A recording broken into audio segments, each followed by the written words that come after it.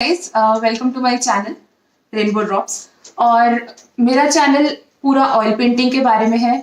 आप एक बिगिनर हैं, आपने कभी पेंटिंग की नहीं है या की है, आप आराम से ऑयल पेंटिंग स्टार्ट कर सकते हैं। मेरे साथ बने रहिए। तो आज का वीडियो हम बना रहे हैं क्या क्या मटेरियल्स रिक्वायर्ड होते हैं ऑयल पेंटिंग के लिए। लॉकडाउन के टाइम पे थोड़ा मुश्किल होगा स्टोर्स पे जाना, पर आसानी से ये सारी चीज़ें आपको ऑनलाइन अवेलेबल हो जाएंगी। तो सबसे पहले स्टार्ट करते हैं कैनवस से। यहाँ पे आप देखिए, मैंने कैनवस लिया है। दो तरीके के कैनवस होते हैं, एक होता है बोर्ड कैनवस और एक होता है इस तरीके से स्ट्रेच्ड कैनवस जो ऑलरेडी फ्रेम्ड होता है। तो इसको आपको दोबारा फ्रेम करने की जरूरत नहीं रहती है। मैं जनरली ये प्रेफर करती हूँ क्योंकि बोर्ड पड़े पड़े कभी कभी टेढ़ा भी हो जाता है और उसे फ्रेम कराना पड़ता है। तो ये डायरेक्ट आप नेल लगा के हैंग कर सकते हो या स्टिकी वाली जो आपकी आती है नेल, उसके ऊपर भी आप लगा सकते हो क्योंकि ये बहुत लाइट वेट है। ठीक है, अगली चीज जो है वो है ऑयल कलर्स। तो दो दो पैक आते हैं इसके, छोटा और बड़ा ट्यूब दोनों। तो अगर आप लॉन्ग टर्म प्लान कर रहे हैं ऑयल पेंटिंग करना तो बेटर रहेगा कि आप इकोनॉमिकल रहेगा कि आप बड़ी वाले ट्यूब्स लें। अदरवाइज आप छोटे वाले ट्यूब का पैक भी ले सकते हैं। मैं आपको अंदर ट्यूब्स खोल के दिखाती हूँ।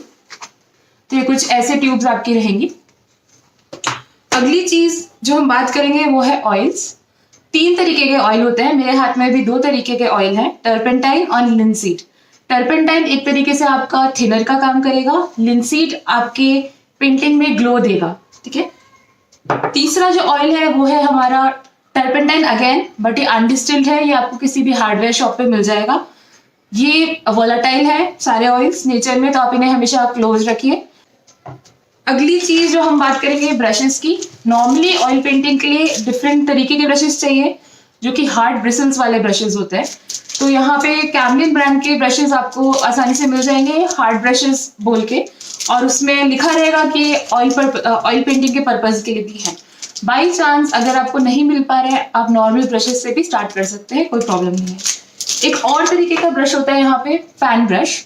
तो अगर आप स्टोर जा रहे हैं, ऑनलाइन ऑर्डर कर रहे हैं, तो आप ये भी ऑर्डर कर सकते हैं, बट ये हम थोड़ा बाद में यूज करेंगे एडवांस टेक्निक्स के लिए। मोस्टली अगर आपको ट्रीज बनाने हो या जहाँ पे भी आपको छोटे छोटे बहुत सारे मल्टीपल डॉट्स करने हो, वहां पे इसका अच्छा यूज होता है। अगली चीज जो है वो है palette. I am sure already आप सबको पैलेट पता होगा। अगर आप इस लॉकडाउन के टाइम पे पैलेट नहीं ला पा रहे हैं तो आप कोई भी कांच की प्लेट ले लीजिए और उसमें आप अपने कलर्स निकाल सकते हैं। उसके अलावा एक और चीज है ये टम्बलर। ये आपको किसी भी आर्ट सप्लाई शॉप पे ऑनलाइन मिल जाएगा। क्योंकि जैसे मैंने बताया था, जो ऑयल है ये वॉलेटाइल इन नेचर है, तो ब्रश धोने के लिए हम इसमें ऑयल का ही यूज करते हैं। ऑयल पेंटिंग में हम वाटर का यूज नहीं करते हैं। तो आप देख रहे होंगे मैंने ऑलरेडी ब्रशेस डुबा रखे हैं। तो क्योंकि ये वॉलेटाइल है, इस तरीके का एक ऊपर से इसमें लिड होता है। जब भी आपका पेंट हो जाए तब आप इसे बंद कर दीजिए और इसे इसमें कंटेनर में रख के आप निकाल के आराम से धो सकते हैं। बाकी जो भी आपको सामान जो लिस्ट है ये मैं ऑनलाइन इसके लिंक्स डाल दूंगी, आप आराम से वहां से ढूंढ सकते हैं। एक और जो इम्पोर्टेंट चीज है वो है स्टैंड। आप यहाँ पे देख सकते हैं मेरे पास ये एक स्टैंड है, ये मेटल का है। इसके अलग अलग वेरिएंट्स मिलते हैं, प्लास्टिक में, आयरन में, वुड में। आप अपने हिसाब से आपको जो चाहिए वो स्टैंड आप यूज कर सकते हैं। इसमें आपको एडजस्टेबल वाला स्टैंड लेना प्रेफरेबल है ताकि आप छोटी से छोटी और बड़ी से बड़ी पेंटिंग इसके ऊपर रख सके। मैं भी आपको एक बड़ी पेंटिंग इसके ऊपर रख के दिखाऊंगी जिससे आपको पता चले कि ये साइज पे कितनी बड़ी पेंटिंग तक आप बना सकते हैं। आप देख सकते हैं ये पेंटिंग मैंने इस फ्रेम पे रखी है और ये 3x4 फीट के आसपास की पेंटिंग है और इससे बड़ी पेंटिंग भी इतना स्टैंड उठा सकता है। तो आप अपने हिसाब से देख सकते हैं। अगर आप अभी स्टैंड नहीं ले पा रहे हैं तो बहुत ही आसान तरीका है, आप न्यूज़पेपर बिछा दीजिए अपनी फ्लोर पे और दीवार पे न्यूज़पेपर सेलो टेप से लगा दीजिए और दीवार के अगेंस्ट अपनी पेंटिंग रख के जमीन पे बैठ के आराम से आप पेंटिंग कर सकते हैं। स्टैंड होने से हाँ ऑब्वियसली बेटर होगा, but it's not a necessity. तो दोस्तों, आज के वीडियो में हमने बात की सारे मटेरियल्स की। तो यहाँ मैं कुछ बातें कहना चाहूंगी। आप अगर पहली बार भी ब्रश उठा रहे हैं तो आई कैन गारंटी यू कि आप कुछ ट्रिक्स है और ऑब्वियसली हमें पहले बेसिक्स से स्टार्ट करना है, पर डेफिनेटली आप एक बहुत अच्छी ऑयल पेंटिंग बना पाएंगे। अब मैं कुछ ऑयल पेंटिंग के बारे में बात करना चाहती हूँ। क्यों ऑयल पेंटिंग दूसरी जो टाइप के कलर्स है, जैसे मार्केट में बहुत सारे तरीके के कलर्स आते हैं, एक्रेलिक्स आते हैं, आपके वाटर कलर्स आते हैं। ऑयल और उन बाकी सब कलर्स में क्या डिफरेंस है? तो जब आप ऑयल पेंटिंग करते हैं तब आप 2 कोट्स मिनिमम करते हैं उसके, तो उससे जो कलर है वो और स्टेबल आता है। जो ऑयल कलर्स की क्वालिटी होती है वो बहुत अच्छी होती है, क्योंकि इसमें जो पिगमेंट्स होते हैं वो बहुत रिच क्वालिटी के कलर पिगमेंट्स होते हैं। तो उससे जो आपका लुक आता है पेंटिंग का वो बहुत ज़्यादा रिच आता है और बहुत लंबे समय तक वो अच्छा रहता है।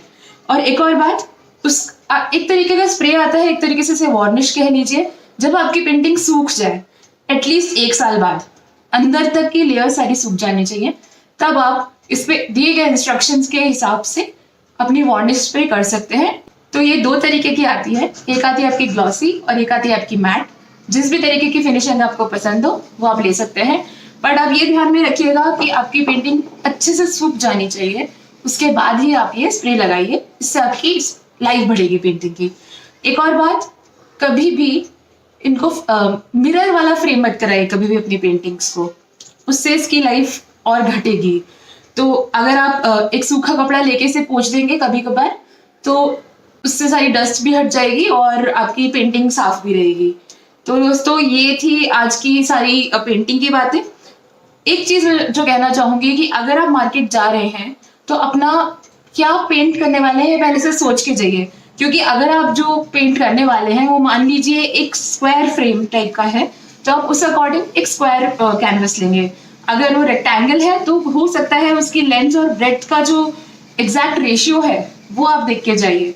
तो उससे आपको जो नेक्स्ट वीडियो में मैं बताऊंगी कि कैसे आपको एक जो भी आप पेंटिंग करना चाहते हैं वो चूज कीजिए, और एक ग्रिड ड्राइंग मेथड होता है वो यूज करके हम हूबहू आपकी चुनी हुई पेंटिंग को कैनवस पे उतारेंगे। तो इसलिए जब भी आप जाइए तो आप अपनी पेंटिंग, अगर आप ऑलरेडी कुछ सोच के जा रहे हैं तो आप उस हिसाब से लेके आइए। अगर नहीं जा रहे हैं तो एटलीस्ट मैं ये कहूंगी कि ये 14 बाई 18 इंच का कैनवस है, एटलीस्ट इतना बड़ा कैनवस लेके आइए। क्यों, मैं रीजन आपको बताती हूँ। अगर आप बहुत छोटा कैनवस से स्टार्ट करेंगे तो जितना छोटा कैनवस होगा उसमें चीजें बनाना और मुश्किल होता जाता है, ऑब्वियसली बहुत बड़े में भी। तो ये एक डिसेंट साइज है स्टार्ट करने के लिए। तो अगर आपके पास अभी कुछ माइंड में नहीं है बनाने के लिए तो आप एटलीस्ट 14 इंटू 18 इंचेस का कैनवस लेके आइए। ठीक है, तो अगले वीडियो में हम बात करेंगे एग्जैक्ट ड्राइंग की। तो मैं आपको एक टेक्निक बताऊंगी जिससे आप एग्जैक्टली हूबहू, चाहे आपको ड्राइंग आती हो या ना आती हो, थोड़ी मैथ्स आना जरूरी है, ठीक है, बाकी कोई प्रॉब्लम नहीं है, आप आराम से बना पाएंगे। तो मिलते हैं नेक्स्ट वीडियो में कैसे करेंगे ड्राइंग कैनवस पे उसके साथ। Thank you guys.